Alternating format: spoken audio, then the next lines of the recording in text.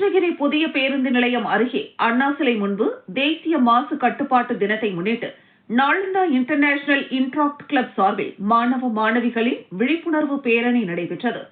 SI Sathyamoorthy, Nalanda institute இயக்குநர் doctor Puviyarasan, rotary club தலைவர் அசோக் நாயுடு, செயலாளர் விஸ்வநாதன் ஆகியோர் பேரணியை கொடியசைத்து துவக்கி வைத்தனர். இப்பேரணி பெங்களூரு சாலை, தர்மராஜா கோவில் சாலை வழியாக காந்தி சிலையை கடந்து காந்தி சாலையில் நிறைவு பெற்றது. பேரணியை பசுமையான எதிர்காலம் என்ற தலைப்பில் 200க்கும் மேற்பட்ட மாணவ மாணவிகள் பதாகைகளை ஏந்தி விழிப்புணர்வு முழக்கமிட்டபடி சென்றனர். மேலும் சுற்றுச்சூழல் பாதுகாப்பு, மாசு கட்டுப்பாடு மற்றும் நிலையான வாழ்வின் முக்கியத்துவம் குறித்து விழிப்புணர்வு ஏற்படுத்தப்பட்டது. இதில் நாளந்தா பள்ளி தலைமை ஆசிரியர் பிரமோதினி, பள்ளி ஆசிரியர்கள் உட்பட பலர் கலந்து கொண்டனர்.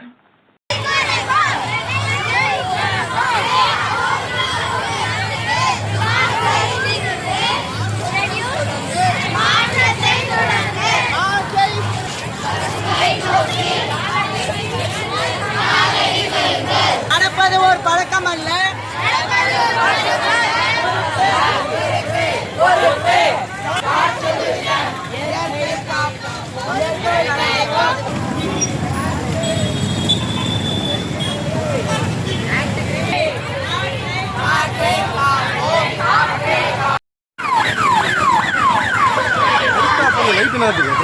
அது ஆட்டோமேட்டிக்